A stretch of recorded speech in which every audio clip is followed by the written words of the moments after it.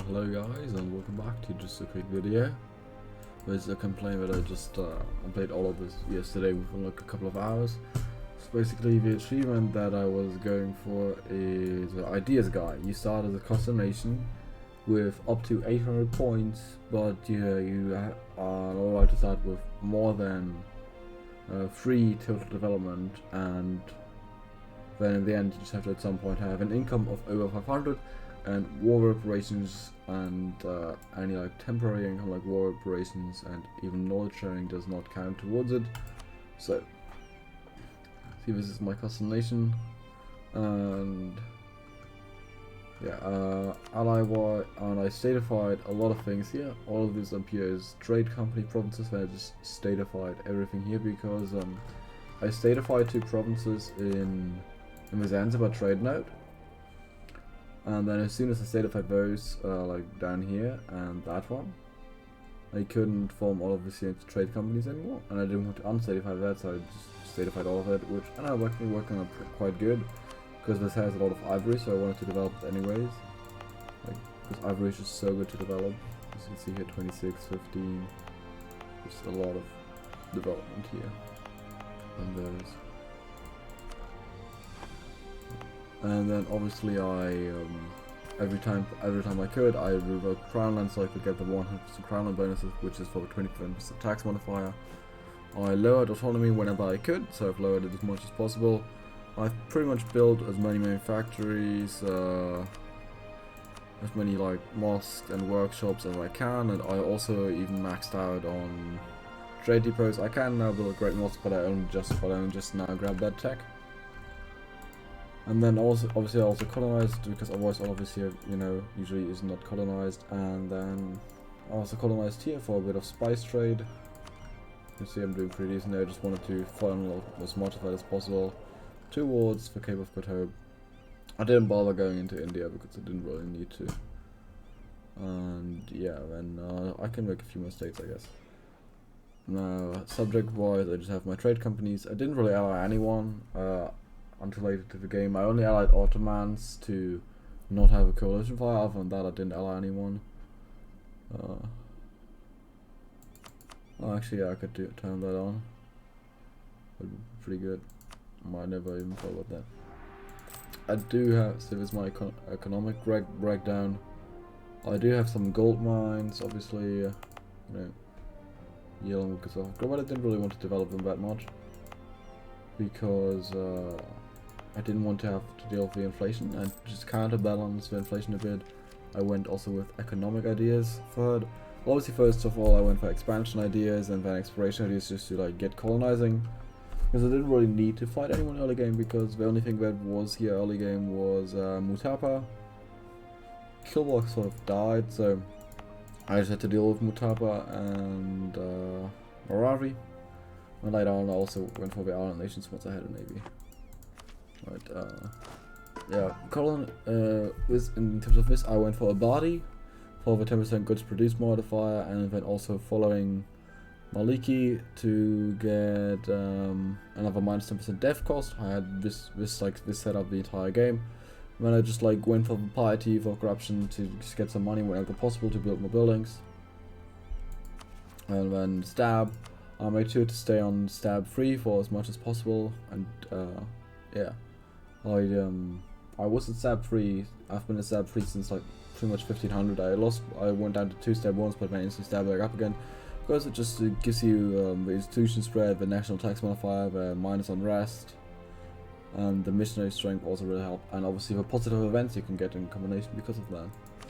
In terms of here, I obviously instantly went for the expansion hack. I rushed those, and the dev cost reduction, which is why I picked up quantity ideas, obviously, for policy, and then you have global settler increase as well. And I'm obviously looking to pick up even more trade things now if I really still needed to, but I don't really need to. And then in terms of mission trees, I saved up my mission tree. I went for the slave trade very early on, and then I also fulfilled African modernization and wealth of Africa very early on, but I only popped those missions in 1617 to like really help me get the final push done. And then once I'd already built a lot of buildings, like once I had already fulfilled all the requirements down to here, and I would pop all of those missions at once, get a lot of bonuses and a lot of ducats, and the ability of more manufactories, and I also pop these in 16, 17. Then in terms of my national ideas, I didn't put too many points into it. I just put global settler increase, local dev cost, diplomat tech cost reduction, production efficiency, trade efficiency, more of armies, and some discipline. And then here I've obviously went for the goods produced modifier and for the ship trade power, because the ship trade power really adds up if you have like a big fleet like I have here with like 192 trade ships. I don't even have a flagship yet. I probably should have built one of those earlier, and I would have maybe be done like a year earlier. Then also to finish it up, I went for trade ideas because it just really helps out your trade income and trade steering and the traders, because one of the other things, you can only have as many world ports as you have traders, and you know I wanted to upgrade more to level 3, but actually looks like I can, because because I just got another one from my investments. And obviously I'll also upgrade my trade ports here whenever possible, and I actually have gotten every single possible trade company investment in all of the provinces, even like here. I've gotten them all, just to make sure that I am the majority shareholder in the trade. I also expanded this Malacca with one more, just to grab some more, percents of trade.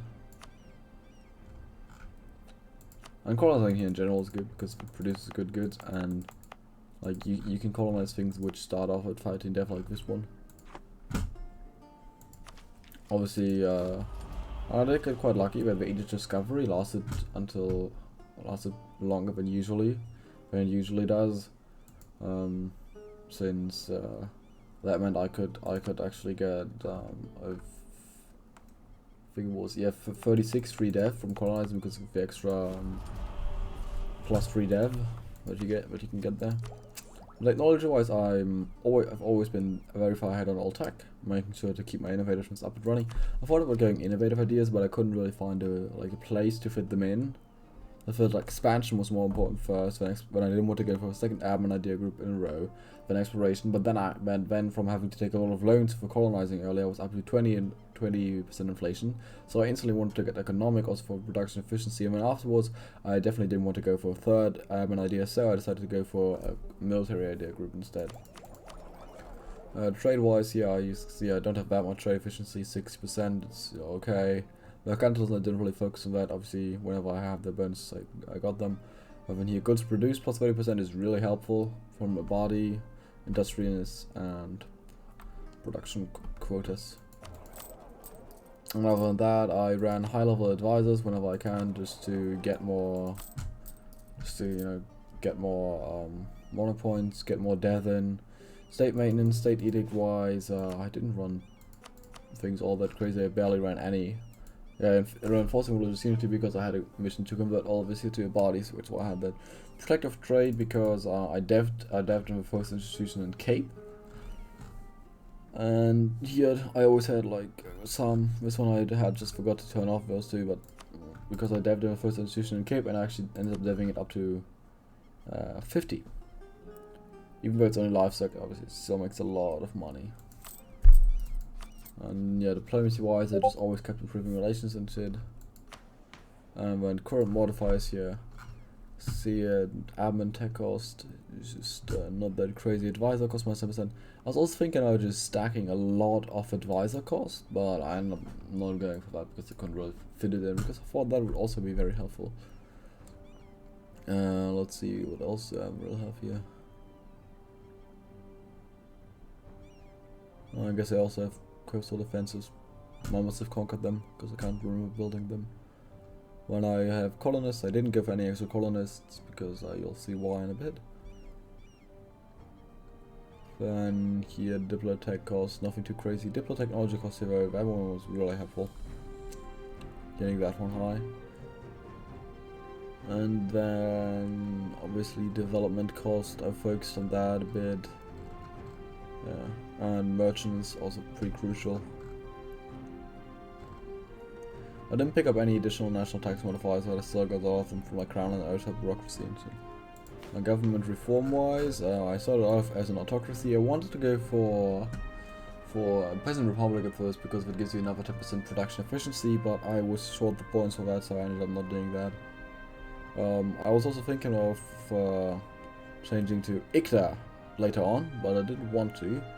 Though I might try that later on, because that gives you another 5% tax. And then you can also go for like the abilities which give you like tax and shit for quite some time, so. But here I went for another 10% tax, obviously, because I knew it'd be absolutely worth it. Monthly autonomy change, because I wanted to obviously stay for everything, get the autonomy as low as possible. But here, obviously, 10% production efficiency, pretty much a no-brainer. I didn't want to get that. This one, I didn't really need that because my national rest was already doing good. Absolutism, I'm not really focusing.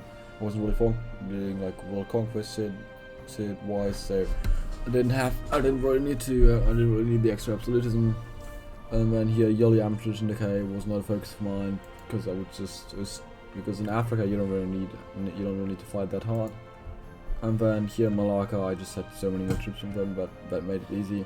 Then L'État c'est moi, I didn't think about going with the minimum autonomy territories, but then I realized that I was nearing my government capacity limit, so I did end up deciding to go for L'État c'est moi.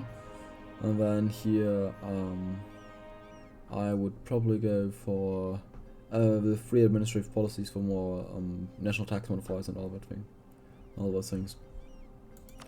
And I want to spend most of the points is getting the 666, getting the immortal 666. It is important that he can still die through combat, so I made sure to never make him into a general. And then I also gave him Industrious for the 10% good produce modifier, because that is just insanely good. And then I had to make him infertile to get down to 800 points exactly in the end. But I just ran advisor whenever I could. Sadly my level 5 advisor died recently here, and I can't promote this one any higher. Yeah, that pretty much is my economy. And now if we go to trade company investments, yeah, pretty much done with all of them.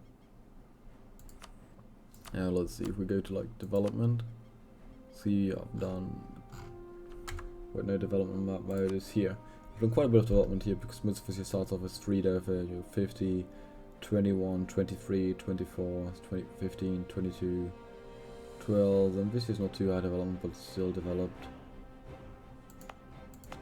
And here's where I just devved in 2 more institutions, so still very quite high development.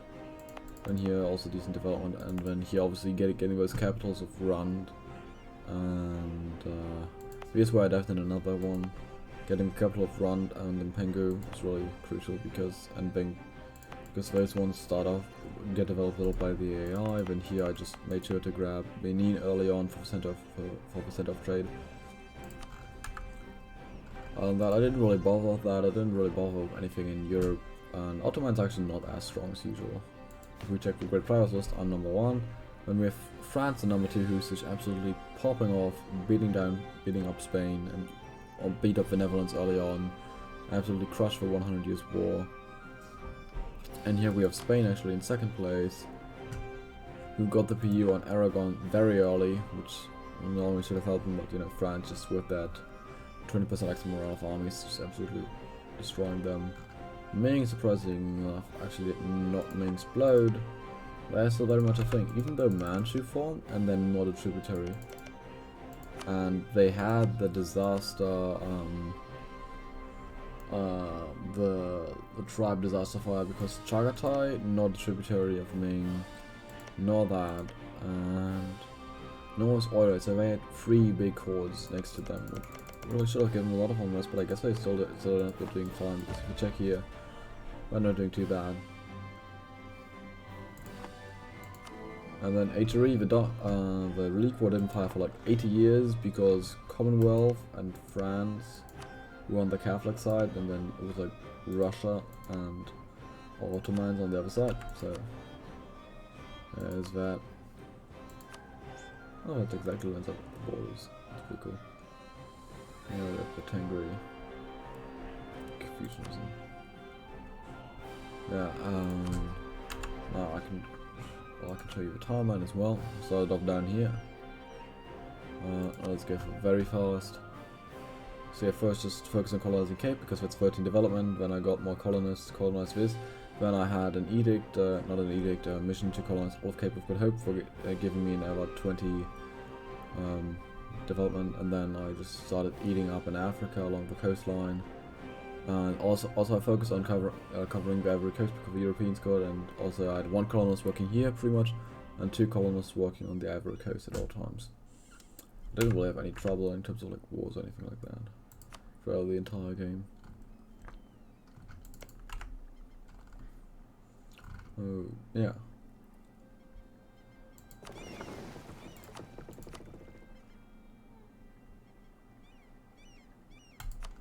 There we go. Let's see, what would happen if I enact ICTA? Let me save beforehand. There you go. Let's see, how much would that boost my economy? Right now we're at 563.83. 56. Okay, we're at 563, let's just say that. 563, 563.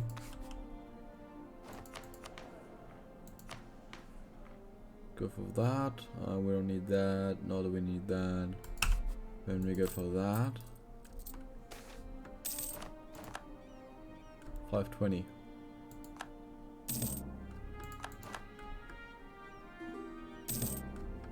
See, so I actually ended up losing a lot of money there.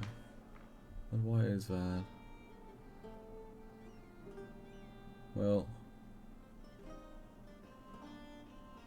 I don't know. Should be higher now, but my trade and goods produced went down by a lot. Oh well, so that is pretty much the campaign, and that's it for this video.